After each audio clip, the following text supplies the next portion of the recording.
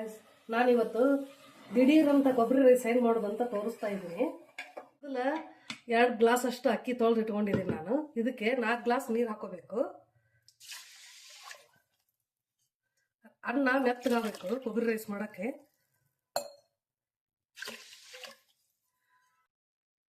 ಎರಡು ಗ್ಲಾಸಿಗೆ 4 ಗ್ಲಾಸ್ ನೀರು ಹಾಕಿದ್ದೀನಿ.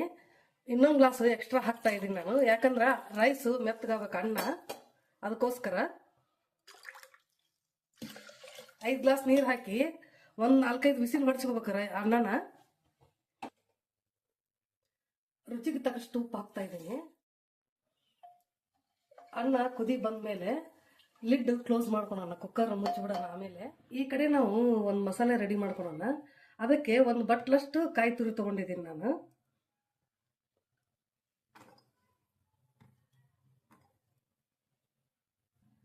ನಾನು ಕೊಬ್ಬರಿನ ಫ್ರಿಜ್ಜಲ್ಲಿ ಇಟ್ಟಿದ್ದೆ. ಬಿಸಿನೀರು ಹಾಕಿ ಒಂದು 5 ನಿಮಿಷ ನೆನೆಯಕ್ಕೆ ಬಿಟ್ಟಿದ್ದೆ. ಇವಾಗ ತೆಗಿತಾ ಇದ್ದೀನಿ. ಇದಕ್ಕೆ ರುಚಿಗೆ ತಕ್ಕಷ್ಟು ನಿಮ್ಗೆ ಖಾರಕ್ಕೆ ಎಷ್ಟು ಬೇಕೋ ಅಷ್ಟು ಹಾಕೊಳ್ಳಿ. ನಾವು ಒಂದು 4 ಹಸಿಮೆಣಸಿನಕಾಯಿ ಹಾಕೋತಾ ಇದ್ದೀನಿ.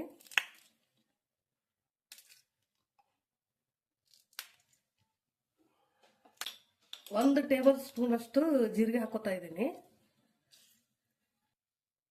ಸ್ವಲ್ಪ ಕೊತ್ತಂಬರಿ ಸೊಪ್ಪು ಹಾಕೊತಾ ಇದ್ದೀನಿ ನಾನು.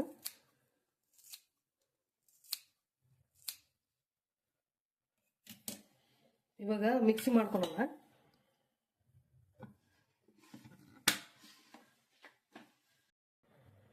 ಇವಾಗ ನುಣ್ಣಗೆ ರುಬ್ಬಿದ್ದಾಗಿದೆ. ತರಿ ಆಗಿರಬಾರ್ದು, ನುಣ್ಣಗೆ ಇರಬೇಕು. ನೀವು ಕೊತ್ತಂಬರಿ ಬೇಡ ಅಂದ್ರೆ ಸ್ಕಿಪ್ ಮಾಡ್ಕೊಳ್ಳಿ. ಇವಾಗ ಅನ್ನ ಕುದಿ ಬಂದಿದೆ. ಕುಕ್ಕರ್ ಲಿಡ್ ಮುಚ್ಚಿ ಒಂದು 4-5 ವಿಸಿಲ್ ಹೊಡ್ಸ್ಕೊಳ್ಳೋಣ.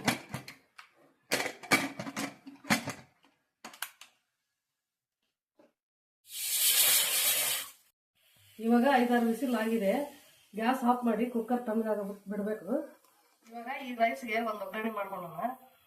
ಅದಕ್ಕೆ ನಿಮ್ಗೆ ಎಣ್ಣೆ ಎಷ್ಟು ಬೇಕೋ ಅಷ್ಟು ಹಾಕೊಳ್ಳಿ. ಆಯಿಲ್ ನಾವೊಂದು 3 ಸ್ಪೂನ್ ಅಷ್ಟು ಹಾಕೋತೀನಿ. 1-2 ಸ್ಪೂನ್ ಅಷ್ಟು ತುಪ್ಪ ಹಾಕೊತೀನಿ. ತುಪ್ಪ ಇರ್ಲಿಕ್ಕಂದ್ರೆ ಬಿಡಿ ನೀವು.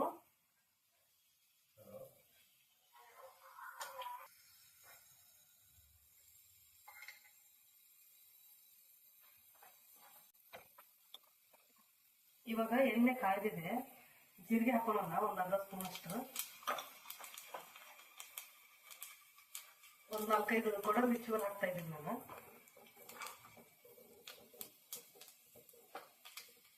ಸ್ವಲ್ಪ ಕೆಂಪಗಾಗಲಿ ಗೋಡಂಬಿ. ಇವಾಗ ಆಗಿದೆ, ಗ್ಯಾಸ್ ಆಫ್ ಮಾಡ್ಕೊಳ್ಳೋಣ. ಈ ಕಡೆ ಅನ್ನನೂ ಬೆಂದಿದೆ ನೋಡಿ, ಈ ರೀತಿ ಮೆತ್ತಗಾಗಬೇಕು ಅನ್ನ. ಇವಾಗ ಎಲ್ಲ ತಿರುಗಿಸೋಣ ಚೆನ್ನಾಗಿ.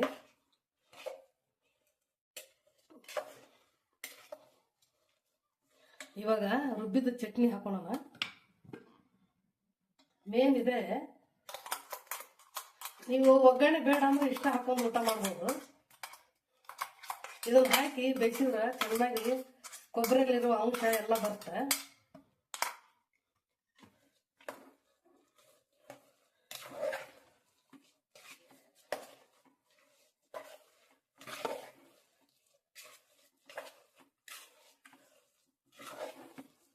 ಒಂದ್ಸಲ ನೀವು ಮಾಡಿ ನೋಡಿ. ದುರ್ಗಾ ಪರಮೇಶ್ವರದೊಳಗೆ ಮಾಡ್ತಾರೆ ಈ ಥರ ದೇವಸ್ಥಾನ ಪ್ರಸಾದ. ಅವರು ಕುಚ್ಚಲಕ್ಕಿಲೆ ಮಾಡ್ತಾರೆ, ನಾವು ಸಾದಾ ರೈಸಲ್ಲೇ ಮಾಡ್ತಾ ಇರೋದು. ಬೆಳ್ಳುಳ್ಳಿ ಏನೂ ಇಲ್ಲ ಇದಕ್ಕೆ. ಕಾಯಿ ಎಷ್ಟು ಬೇಕಾದ್ರೆ ಹಾಕೋಬಹುದು. ನಾ ಈಗ ಬೇಸಿಕ್ ತೋರಿಸ್ತಾ ಇದ್ದೀನಿ ಹೆಂಗೆ ಮಾಡೋದಂತ. ಈ ರುಬ್ಬಿರ್ತೀವಲ್ಲ, ಇದನ್ನು ವೇಸ್ಟ್ ಮಾಡಬಾರ್ದು. ಕಾಯಿ ಎಲ್ಲ ಹಾಗೆ ಇರುತ್ತೆ. ಇದನ್ನು ತೊಳೆದು ಹಾಕೊಳ್ಳಿ. ಅದು ಎಷ್ಟು ನೀರಾಗುತ್ತೋ ಅಷ್ಟು ಚೆನ್ನಾಗಿರುತ್ತೆ ರೈಸು.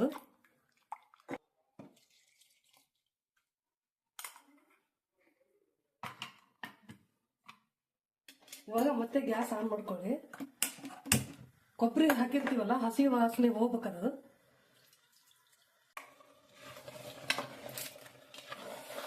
ಉಪ್ಪು ಕಡಿಮೆ ಆದ್ರೆ ಹಾಕೊಳ್ಳಿ ನೀವು.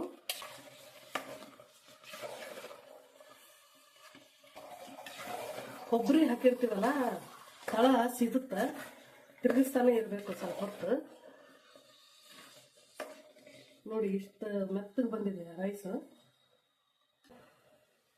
ಗೋಡಂಬಿ ಜೀರಿಗೆನ ಅದನ್ನ ಹಾಕೊಂತ ಇದ್ದೀನಿ.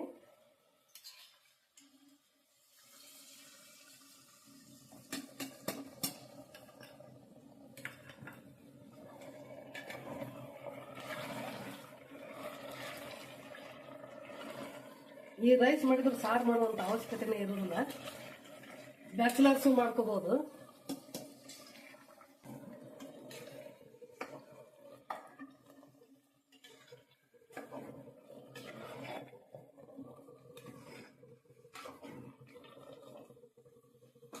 ಇವಾಗ ಕೊಬ್ಬರಿ ರೈಸ್ ರೆಡಿ ಆಯ್ತು.